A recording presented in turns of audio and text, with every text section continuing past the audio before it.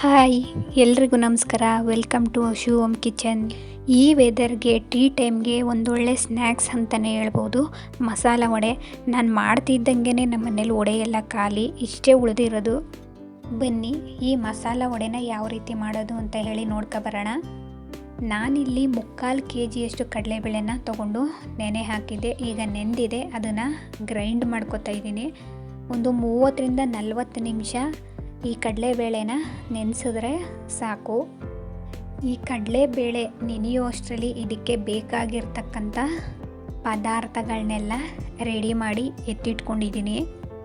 ಮೊದಲಿಗೆ ಕಡಲೆಬೇಳೆನೆಲ್ಲ ರುಬ್ಕೊಂಡು ಕೊನೆಯಲ್ಲಿ ಒಂದು ಸ್ವಲ್ಪ ರುಬ್ಬೋವಾಗನೇ ಅದಕ್ಕೆ 1 ಗಡ್ಡೆಯಷ್ಟು ಬೆಳ್ಳುಳ್ಳಿ, 2 ಇಂಚಿನಷ್ಟು ಚಕ್ಕೆನ ಸೇರಿಸಿ ರುಬ್ಕೋತಾ ಇದ್ದೀನಿ.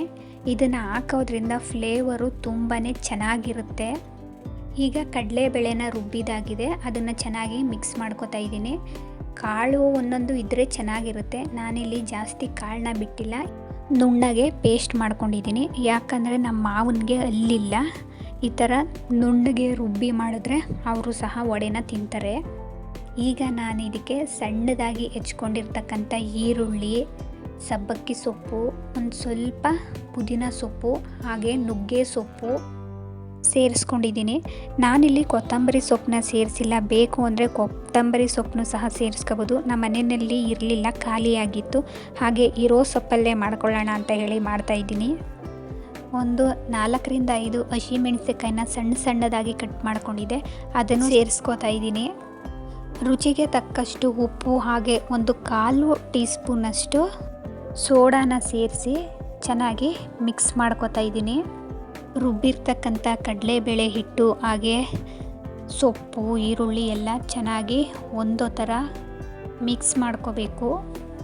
ವಡೆ ಅಂತ ಹೇಳಿದ್ರೆ ಯಾರಿಗಿಷ್ಟ ಇಲ್ಲ ಹೇಳಿ? ಮಕ್ಕಳಿಂದ ಹಿಡಿದು ವಯಸ್ಸಾದವ್ರ ತನಕನೂ ಸಹ ಇಷ್ಟಪಟ್ಟು ತಿಂತಾರೆ. ಚಳಿ ಇದ್ದಾಗ, ಈ ಮಳೆ ಬರೋ ಟೈಮ್ನಲ್ಲಿ ಈ ಥರ ವಡೆ ತಿನ್ನಬೇಕು ಅಂತ ಹೇಳಿ ಎಲ್ಲರೂ ಇಷ್ಟಪಡ್ತಾರೆ. ಮಿಕ್ಸ್ ಮಾಡ್ಕೊಂಡಿದ್ದಾದಮೇಲೆ ಒಂದು ಸಲ ರುಚಿನ ನೋಡಬೇಕು, ಉಪ್ಪು ಕರೆಕ್ಟಾಗಿದೆಯಾ, ಖಾರ ಕರೆಕ್ಟಾಗಿದೆಯಾ ಅಂತ ಹೇಳಿ. ನಾನಿಲ್ಲಿ ಸ್ವಲ್ಪ ಖಾರ ಕಡಿಮೆ ಇತ್ತು ಅಂತ ಹೇಳಿ ಅಚ್ಕಾರದ ಪುಡಿನ ಸೇರಿಸ್ಕೋತಾ ಇದ್ದೀನಿ. ಸೇರಿಸ್ಕೊಂಡು ಇನ್ನೊಂದು ಸಲ ಚೆನ್ನಾಗಿ ಮಿಕ್ಸ್ ಮಾಡಿ ಎತ್ತಿಟ್ಕೋತಾ ಇದ್ದೀನಿ. ಈಗ ಎಣ್ಣೆನ ಕಾಯೋದಕ್ಕೆ ಇಡ್ತೀನಿ.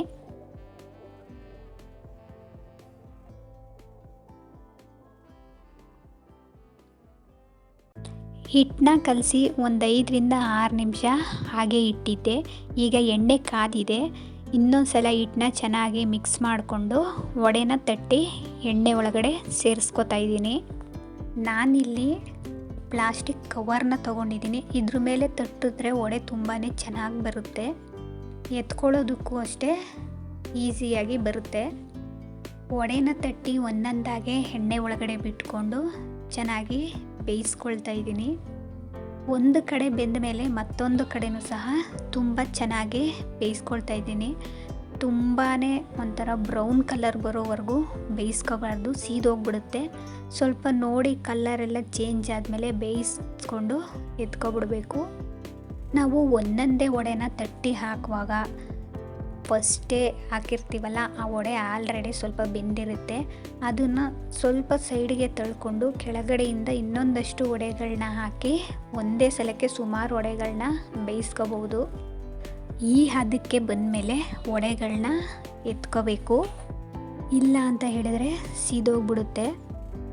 ತುಂಬಾ ಕ್ರಿಸ್ಪಿಯಾಗೂ ಸಹ ಇರುತ್ತೆ.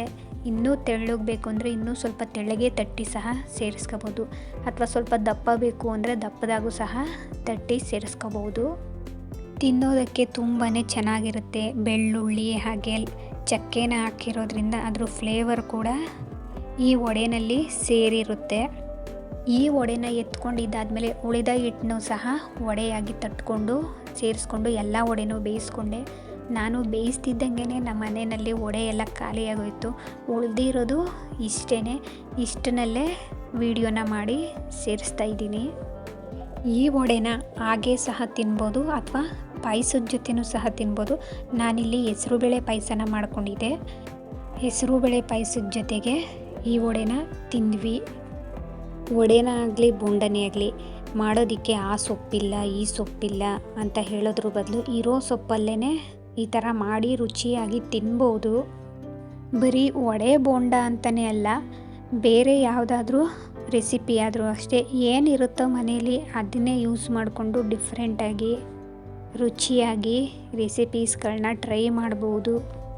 ಮುಖ್ಯವಾಗಿ ಒಂದು ರೆಸಿಪಿಗೆ ಏನು ಪದಾರ್ಥ ಇರಬೇಕೋ ಅದೊಂದು ಪದಾರ್ಥ ಇದ್ದರೆ ಸಾಕು, ರೆಸಿಪಿಗಳನ್ನ ಆರಾಮಾಗಿ ಮಾಡ್ಕೋಬೋದು.